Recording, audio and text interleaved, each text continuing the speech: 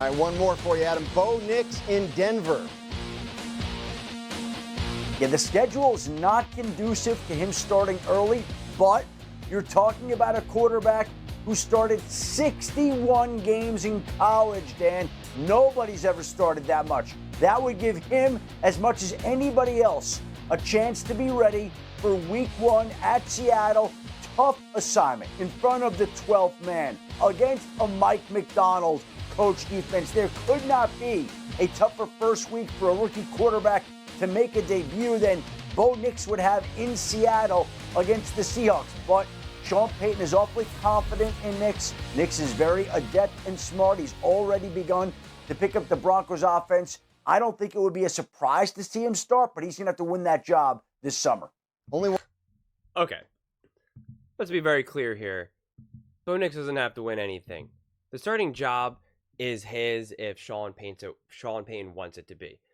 If Sean Payton wants to not start him just because of developmental reasons, that's totally fair game and understandable. And there's no and if that's what Sean Payton wants, that doesn't mean that it's a knock on Bo Nix, that he's just not good enough and therefore he couldn't outcompete Zach Wilson for the starting role. So I think that that's a bunch of nonsense. Was Patrick Mahomes not good enough to beat out Alex Smith his rookie year? Of course he was good enough. But he didn't because Andy Reid wanted to hold him back for various reasons. Now, so I don't want it. So this idea that Bo Nix will be unable to compete for a starting role is just I reject that notion completely. Now for the whole opening game against the Seahawks and just the schedule in general. Listen, Sean Payton is a great coach, and he has a great ability to maximize a quarterback's strengths and minimize a quarterback's weaknesses. Now, listen, I understand the Seahawks are going to have a great defense. They're going to come in hot, and, everyone wants to start off the year winning, right? Doing great. And so I get that. But at the same time, the Broncos now have an entire, months to prepare for this game, essentially. So Sean Payton is going to put Bo Nix in a position to succeed. He's not going to throw him out into an island to just, tread water for himself and say, all right, here you go. Best of luck. Give him a smack on the butt and a tap on the helmet and just say, there you go. Go get him, Tiger. That's not what this is going to be. So this idea that it's just going to be brutal and, the crowd's going to be so intense, Bo Nix has played big time football in college. He knows what it's like to have insane, wild crowds going nuts. I understand the Seahawks have that whole aura and stuff like that, but to think that Bo Nix can't handle that moment is just silly. It's just absurd. And I just think that with Bo Nix and the combination with Sean Payton and the Broncos as a whole, that's it's not going to be something that they can't handle. Now, I think the big thing is this. Sean Payton ultimately wanted to move on from Russell Wilson because he felt as though Russell Wilson, you can lose football games, but you can still be put in a position to consistently win those games. And ultimately, Sean Payton did not think that that's what Russell Wilson would be able to do. And I do believe that with Bo Nix, that is what Sean Payton ultimately believes that Bo Nix will be able to do with the Broncos consistently. Put them in a position to win games. And especially as a young rookie quarterback, that's what the foundation of it's going to be. It's not going to be getting in these shootouts. I want Bo Nix to be slinging the ball, 500 times, 1,000 yards, all of this. That's not going to be the game plan. The game plan is going to be, let's get Bo very comfortable. We're going to minimize his mistakes, and we're going to let the game come to us. And again, I think that's something, game planning and scheming is something that Sean Payton is brilliant at. So yes, going up against the Steelers and the Seahawks and the Jets, all difficult defenses. And you have to imagine that Bo Nix is going to have an up and down ride because that's just the way it is. Even Patrick Mahomes got beat pretty good by the Jets defense. So we're going to see growing pains with Bo Nix, but in no way does that mean that it's going to be a problem. It's just football, right? That's just the way it goes. That's the way this is all going to unfold. So I really see based off of this schedule that the Denver Broncos can do legitimate damage. Like, I'm not going to pick and choose necessarily who I think is who's going to win or lose what game, because that's impossible. It's May 17th right now, and these games aren't until September. Like, we're talking about months away. No one has any idea what's about to happen, and so I'm not going to pretend to either. But listen, Seahawks, winnable. Steelers, winnable. Buccaneers, winnable. Jets, that should be a tough game because I do think Aaron Rodgers is going to be legit, healthy, and I think that defense will be good. So that'll be a hard game. Raiders, winnable. Chargers, winnable. Saints, of course, winnable. Panthers, of course, winnable. Think Ravens will be a tough game, but who knows? Chiefs, they competed with the Chiefs without a legit quarterback this time around, so I have to imagine that it's safe to say that they should be able to do a pretty good job against the Chiefs again, maybe splitting with them. Falcons, winnable. Raiders, winnable. Browns, winnable. Colts, winnable. Chargers, winnable. All of these games are winnable. And it's like, again, it's going to be brutal to pick because I think, listen, it's a lot easier to predict a schedule, or you at least have a better feeling of it when you have an established team, right? When you've had a quarterback for the last 4 or 5 years or whatever, like, you know what you're getting yourself into.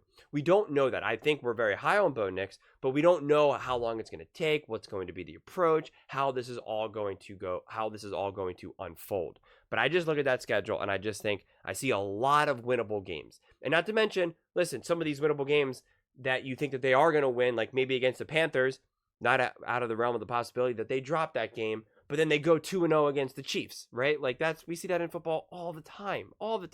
You don't win all the games that you're supposed to win, and you don't lose all the games that you're supposed to lose. That's football. If it wasn't like that, then it would be the easiest thing to predict. We'd all be billionaires. We would just be betting on sports, and we would just be making bank nonstop. Betting wouldn't even exist because it would be too easy, and everybody would win, and therefore Vegas would just collapse. So it's just very difficult, but you see a lot of these games, and I'm just like, I see no reason why the Broncos won't be competitive in nearly all these games. I really believe that. And then it's just going to be like, how is this going to unfold, right? How are they going to be healthy? Is Bo Nix going to be able to really hit the ground running? Is he going to go through some growing pains? Is he going to lose a game that he should have won? Is he going to win a game that he should have lost? It's just going to be, how is this all going to balance out? But I just think this idea that Schefter was saying of like, oh, it's going to be tough, and, he's the hardest thing ever, and, we'll see if he can win the starting spot. It's like, Bo Nix is the quarterback. The only reason why he wouldn't be is if Sean Payton is just like, you know what, I want to continue to develop him, and that's what we're going to do, which, again, is what we've seen a lot of coaches do. I'm a big fan. I know Bo Nix is a little bit older, and so typically these older quarterbacks, you don't necessarily sit. But I'm always a big fan of sitting a quarterback. I don't know if you need to sit with Bo Nix. I trust Sean Payton's evaluation, and I can't imagine that Sean Payton is going to draft Bo Nix and then see him in practice and go, oh, he's not a good quarterback. Oh, God, this guy needs a lot of work. I guess we're just going to trot out Zach Wilson. No. So I believe that Sean Payton already knows exactly what he wants to do. He already knows that he's ready to go, and that he's going to be able to hit the ground running, or he's going to say, you know what, I see a lot of potential here, but I do think it's going to be best to sit you out for a year or the first 6 weeks or however he wants to do it. I'm not a fan of sitting out a quarterback and then playing them midseason. I don't like that. I think if you're going to sit someone, you sit them for the whole season. You don't do this whole nonsense where it's like, oh, we're going to throw him in at halftime, and it's like, that's the dumbest thing ever. Yeah, that's how you set up a quarterback to fail. I don't think Sean Payton is dumb. I don't think the Broncos are dumb. So I just think that they're going to do this right, and they're looking for long-term success, not necessarily short-term success. But I love how this idea of like, oh, the Seahawks are so scary, and Bo Nix is going to be like, the crowd is really loud. I don't know what to do. Like, it's just like, guys, these are competitors. These are top-level athletes ready to go. They live for this type of stuff. It's bring on the fans. Like, let's go. Are you kidding me? So this idea that that's going to be somehow debilitating to him, or scary or intimidating, or whatever words we want to use, I just think is utter nonsense. So I'm really excited for this schedule. I can't see them doing worse than they did in 2023. And so I have to imagine that they're going to win 9, 10 games or so. And, once you start to get into 11 or 12, now you're talking about like it's really hard to win like 12 games a season, right? Like it's not an easy thing. So I'm really fascinated to see how this all unfolds, because like I said, I see a lot of winnable games. I mean, who knows who's going to be even the quarterback for the Bengals in week 17? Who knows how quickly the Chargers right the ship?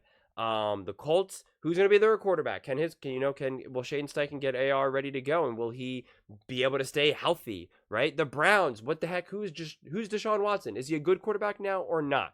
Who knows? Falcons, what are they doing? Is it Penix? Is it Kirk Cousins? Is Kirk Cousins fully healthy? What's going on there? Is their coach even good? Nobody knows, right? I mean, the Panthers, we know they're not good. Saints, hard to imagine that they're super competitive this year. And then there you go. And I think the Buccaneers are going to take a step back. So I just think all of these games are legitimately winnable. Does he face some tough defenses? Sure. Is it really something that he can't handle? No, of course he can handle it. Of course him and Sean Payton will be able to handle it together. If Bo Nix didn't have a bona fide offensive mind like Sean Payton, then I could understand. That's not the case. We have a match made in heaven with Bo Nix and Sean Payton. But those are just my thoughts. I would absolutely love to hear yours. What do you guys all think? Do you think that Bo Nix is going to be scared of the Seahawks? Or do you think that he'll be able to ball out and be able to hit the ground running with the Broncos based off of the schedule? Let me know in the comments below. I read every single comment, so whether you agree with me or disagree with me, either way, let's get in some discussions, let's get in some fights, but ultimately, let's just have some fun. And please do consider subscribing. We are building an amazing community here, and I would absolutely love to see you part of it. I want to build something that we all genuinely feel connected to, something that we're really excited to be part of, and I think we're well on our way to doing it. And please don't forget to give this video a thumbs up, as it really does help with the visibility and the algorithm. Thank you so much, and see you next time.